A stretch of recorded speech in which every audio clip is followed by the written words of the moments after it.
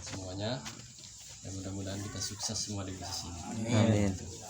Nah, saya di sini bukan mau ngajarin, tapi karena saya udah lebih dulu melakukan, Ya. makanya ilmunya semua saya tularkan gitu, supaya semuanya sukses kayak Pak Salam dan Pak Jero. Adapun sebelum Pak Jero ya harus ikhlas lewat motor dulu, mobilnya baru Pak Jero. Mau apa nih? Foto dulu. Oh gitu. Oke. Next ya. Oke, next. Nah, teman-teman mitra PT BES yang berbahagia, memulai bisnis itu adalah sebuah keberanian. Memulai bisnis itu sebuah keberanian. Kenapa saya ngomong gini? Karena nggak semua orang berani. Buktinya yang saya ajak banyak yang nolak. Makanya harus berani. Nah, bapak-bapak semuanya sudah berani mengambil peluang ini, mengambil keputusan ini. Tinggal yang kedua, setelah berani mengambil keputusan, yang kedua butuh ilmu untuk mengembangkan. Tanpa ilmu kalau berani konyol. Iya kan? Itu ibarat kalau perang harus punya alat perang. Perang tanpa alat mati sendiri kitanya. Iya. Nah, ini alatnya akan saya bagikan. Gitu. Nah, sebelum saya mulai ke ilmunya, kita pengen buka paradigma. Yang kemarin itu, uang dan waktu itu, biar ingat lagi. Iya. Kan udah tahu kayaknya gitu. Iya. Oke, Pak Masta, berangkat. Supaya kenapa sih kita semangat di bisnis ini? Yang namanya orang hidup pasti butuh yang namanya uang. Setuju kan? Uang. Yang kedua, yang namanya orang hidup pasti butuh yang namanya waktu. Benar nggak? Ini adalah dua hubungan yang bersamaan yang orang semua butuhkan. Uang dan waktu ini terbagi ke dalam 4 kondisi. Yang pertama, ada orang itu banyak uangnya. Ya nggak? Itu banyak uangnya ada. Dia mau beli apa-apa nggak usah kredit. Setiap hari ke mall atau kemana tinggal beli cash dengan telepon. Tapi di sisi lain dia nggak punya waktu. Uangnya banyak tapi waktu nggak punya. Kan nggak enak nih. Iya. Siapa? Pertama, pemilik toko yang di jalan sendiri. Contoh agen warung, tiap hari dia ngelainin orang, uangnya banyak di laci, ya kan? Tapi nggak punya waktu, tiap hari dia sibuk dengan mencari uang. Enak nggak? Kira-kira nggak enak. Diajak liburan seminggu nggak bisa. Yang kedua siapa nih? TKI. TKI itu kerja tiap hari di luar negeri, tapi uangnya yang nikmatin keluarganya di Indonesia. Gitu. Siapa lagi di sini? Manajer. Manajer itu mempunyai tugas berat. Paginya datangnya paling pagi, pulangnya paling malam. Kenapa harus mereka pelaporan ini itu ke bosnya? Yang kedua, ada orang banyak sekali waktunya, bebas nggak perlu cuti ke bosnya. Waktunya loba, kumacet kurang baik, tapi di sisi lain dia nggak punya uang. Yuk, lur jalan-jalan ke pantai, seminggu ke Bali. Ayo siap, nggak ada waktu. Tapi iuran 1 juta ewa, ayo 1 juta naik, ya kan? Ya kan? Nggak punya uang, tapi waktunya banyak. Siapa? Ini adalah pengangguran. Ada nggak pengangguran di kita? Banyak. Yang ketiga, ini yang udah lihat ini. Setiap hari dia sibuk bekerja, nggak punya waktu, ya kan? Ada tetangganya meninggal, alasan saya masuk malam, nggak bisa tahlilan. Saya masuk siang, ya kan? Alasan setiap hari kerja. Tapi dia di akhir bulan nggak punya uang. Minus. Enggak, ini ada ini. Ya kan ada. Gitu. Siapa ini? Ini namanya BP7. Berangkat pagi-pagi, pulang petang-petang, penghasilannya pas-pasan. Pinggang pegal-pegal. Pas pensiun penyakitan, alhamdulillah. Nah, ini siapa? Karyawan menengah ke bawah. Akhir bulan gajinya buat cicil mobil, cicil rumah, bayar utang kaspon, anu macam-macam. Ya. Ini nomor 3. Yang terakhir nomor 4. Ini yang pengen orang impikan. Waktunya banyak, setiap hari luang, tapi uangnya juga banyak. Ternyata antara 1 dan 3 ini dijalankan oleh 97% orang. Sedangkan yang nomor 4 ini hanya 3% yang bisa ke nomor 4 ini. Pertanyaannya siapakah 3% ini? Ya kan? Pertama, bos. Bos itu singkatan daripada business owner system. owner itu kan pemilik perusahaan, ya kan? Owner itu. Bisnis ini kan nama usahanya. Sistem ini yang mengerjakannya. Contoh Alfamart. Alfa ya. Alfa ada yang punya nggak? Ada. Siapa yang punya Alfa? Joko. Nah, Joko ini bisa nggak menggerakkan Alfamart sendiri? Nggak bisa. Makanya Pak Joko selaku pemilik Alfamart dia merekrut siapa? Direktur, ya kan? Merekrut manajer, merekrut supervisor, ya kan? Merekrut siapa lagi? Foreman. Siapa lagi? Kru store atau klien toko, sampai dengan office boy. Pak Joko berapa orang ini? Sendirian. Tapi dari direktur sampai dengan OB sini berapa ribu orang? Ribuan bahkan jutaan orang. Enggak? Iya nggak? Iya. Lebih dari 1.000 orang. Ini. Nah, pertanyaannya, kalau Pak Joko sakit, apakah 1.000 orang ikut sakit? Tidak, tetap mengerjakan usahanya. Walaupun Pak Joko sakit, tapi uangnya masuk nggak ke Pak Joko? Masuk. Pak Joko mati, ya kan? Apakah semua karyawannya ini ikut mati? Tidak, masih mengerjakan usahanya. Uangnya masuk nggak ke Joko? Masuk. Kalau Pak Joko mati udah nggak ada, maka akan turun ke nama siapa? Ahli warisnya. Nah, pertanyaannya, kalau mau bikin toko berapa miliar? Minimal kita mau franchise 3 miliar satu toko, per toko. Terus selain toko apalagi yang seperti ini? Pabrik Nikomas, kan? Yang pemilik Nikomas ya kaya. Iya benar. Kita yang capek. Nah, terus pilihannya apa lagi selain itu? Pilihannya adalah network marketing. Network marketing. Salah satunya Eco-Racing. Eco-Racing contohnya siapa? Pak Rusdi.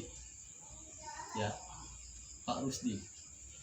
Pak Rusdi untuk menjalankan bisnis ini, Eco-Racing ini, tidak perlu nambah modal lagi, tidak perlu bikin pabrik, tidak perlu produksi barang, tidak perlu gaji orang, tidak perlu bayar pajak. Tinggal jalankan usahanya. Harus direferensi ke temennya. A dan B. Gitu. Syaratnya A dan B ini duplikasi Pak Rusdi, supaya si A menjadi ribuan, contoh 1.000 di sini, si B menjadi 1.000. Pak Rusdi contohnya sakit, yang 1.000 orang ikut sakit nggak? Enggak. Yang 1.000 orang akan berjalan semuanya menjalankan bisnis ini, dan uangnya masuk ke Pak Rusdi? Masuk. Sama nggak dengan ini? Sama. Bedanya ini memahal, ini mah murah, hanya 2,1 juta. Contoh kecil, Pak Salam. Pak Salamnya lagi ngapain? Lagi main HP, lagi ngopi, tapi jaringannya dimuat di seluruh Indonesia, lagi prospek. Kalau ada yang gabung, masuk nggak uangnya ke Pak Salam? Masuk. Ini dasarnya bisnis ini.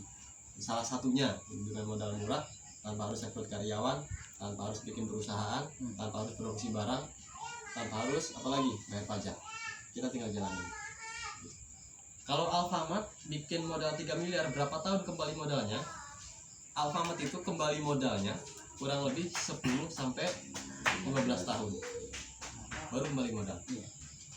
Kalau bahasa Ampang itu BEP, break even point, gitu, kembali modal. Kalau network marketing berapa lama? Tinggal ngajak 5 orang aja kembali modal. 400 kali 5 2 juta. Balik modal loh, balik modal. Produknya dijual dengan harga modal pun balik modal. Nah, suksesnya, jaminan suksesnya berapa tahun? Jaminan sukses di Eco-Racing itu 2 sampai 5 tahun. Dengan syarat konsisten dilakukan. Masalah berapa tahun masalah? 2 tahun. 2 tahun. Berapa Jiro? Video. Konsisten. Gak usah lama 2 tahun. Nah, untuk menjadi seperti ini, bagaimana cara menjalankannya? Langkah apa saja yang harus saya lakukan? Di sini ada 7 langkah sukses.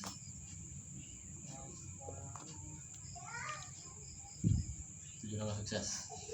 Yang pertama, kita harus punya impian dan sikap positif. Ada di buku.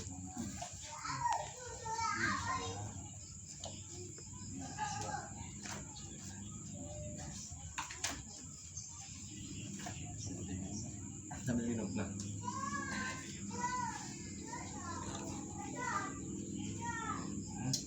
yang pertama, orang harus punya impian dan sikap positif. Orang yang memulai usaha pasti pengen punya sesuatu atau hasil. Impian dan sikap positif. Sikap positifnya sangat penting, Pak. Mustahil kita dapat hal yang positif kalau pikiran kita negatif, kalau perasaan kita negatif. Nah, termasuk positif ke upline dan positif ke downline. Jadi kita jangan suzon ke orang. Wah, upline saya nggak bantuin, ya salah satunya itu negatif. Wah, downline saya susah diatur, itu juga negatif. Terus gimana caranya? Kita perbaiki diri terus menyemangati, sikap positif. Untuk husnuzon ya, impian. Ini di sini nggak ada sih. Di sini komitmen. Yang kedua komitmen.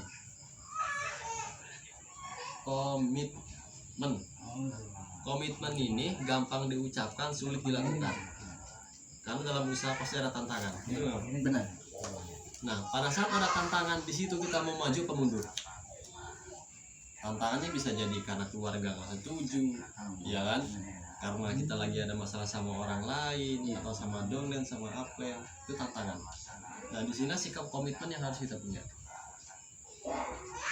Gimana caranya biar kita komitmen terus? Kembalikan ke impian kita. Kalau kita belum punya Pajero, ya kan? Ada tantangan apapun di depan, jangan berhenti. Lakukan. Pajero saya belum muncul di rumah saya. Itu komitmen. Paling penting komitmen. Yang ketiga, apa? Memakai produk.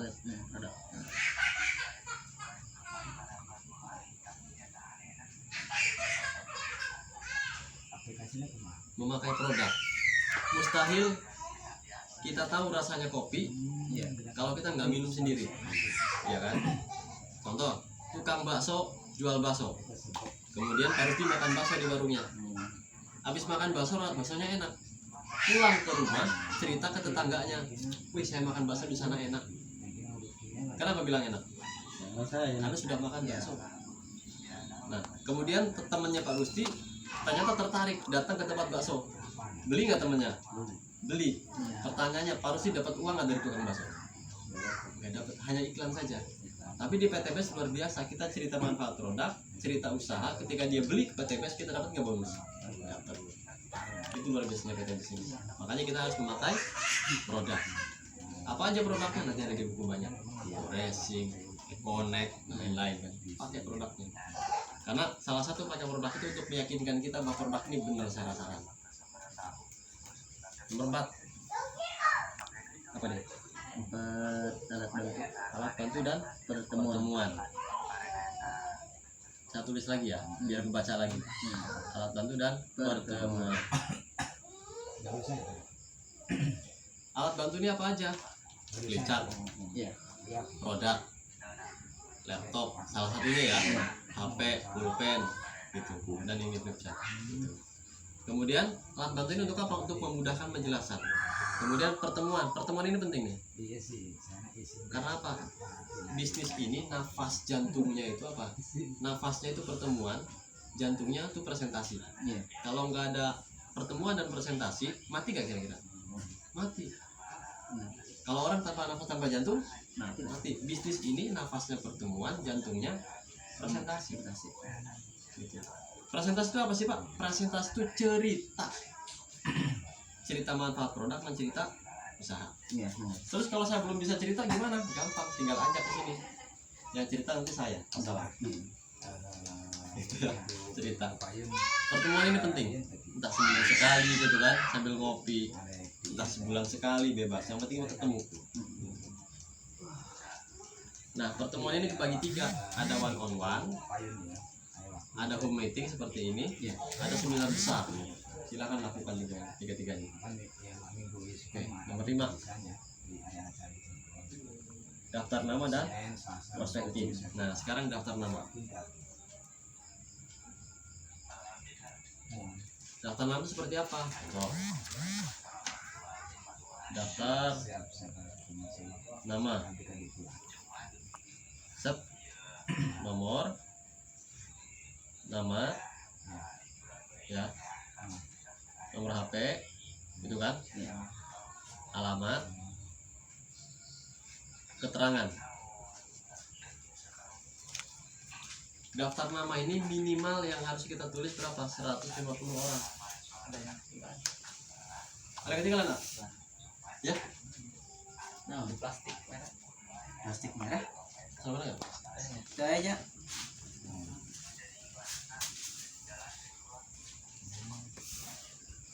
Siapa nama-nama ini?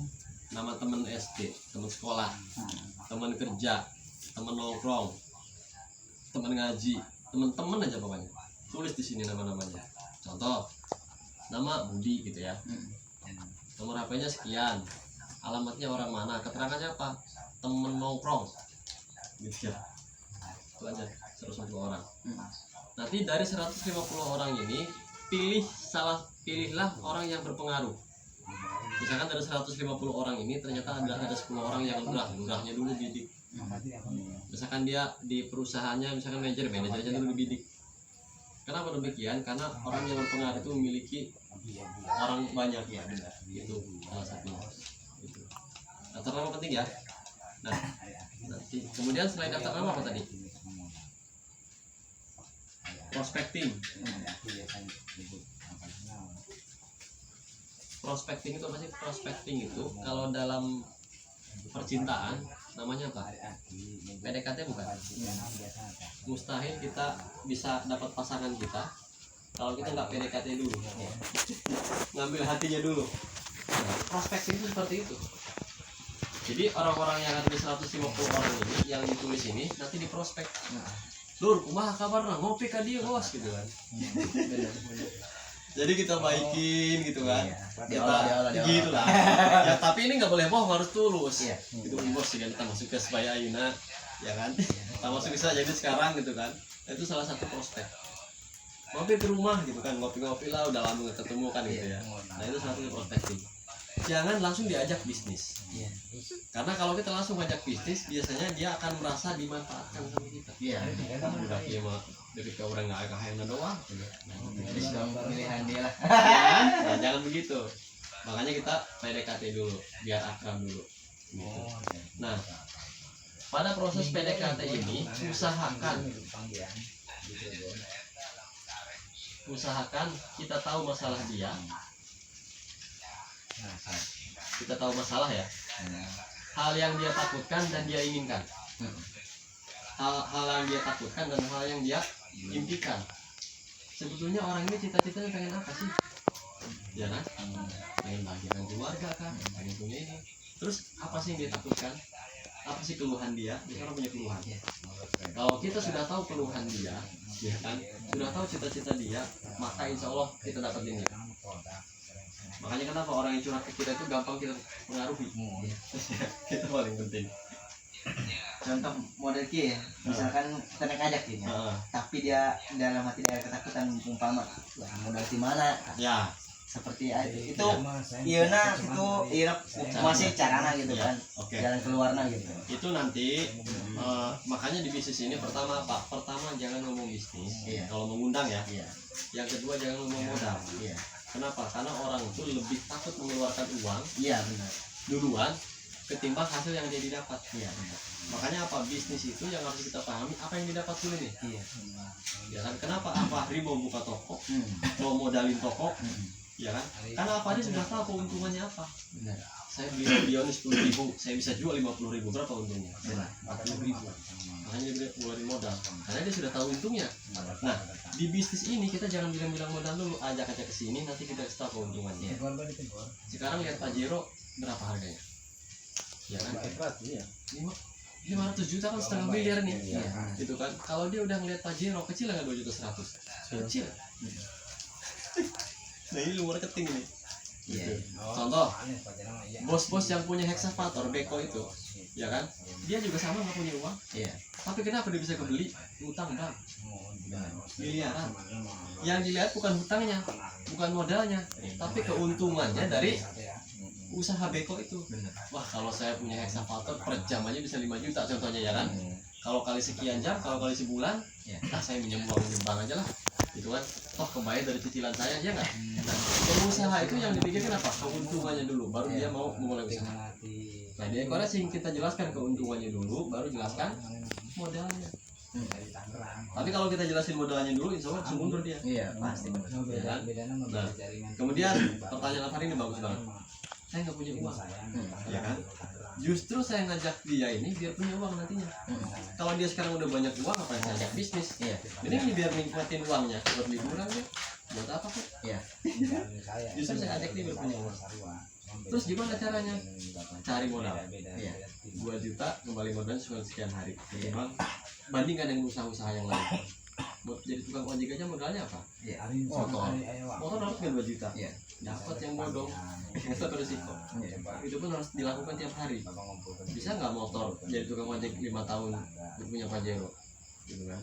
Nah itu salah satu membuka pola pikir Iya. supaya dia tertarik. Masuk ya? Iya masuk. Sementara ini aja dulu. Iya. Gitu. Nanti banyak lagi hal-hal yang lain. Nah, prospecting jelas ya PDKT ya. Jadi di dalam proses PDKT ini kenain hatinya. Apa dia masalahnya? Apa Iya. dia cita-citanya? Iya. Gitu. Nah, terus kalau dia punya cita-cita hal yang itu, ayo kerjasama dengan saya, wujudkan cita-citamu. Iya. Yang penting mau berproses waktunya. Caranya begini. Iya.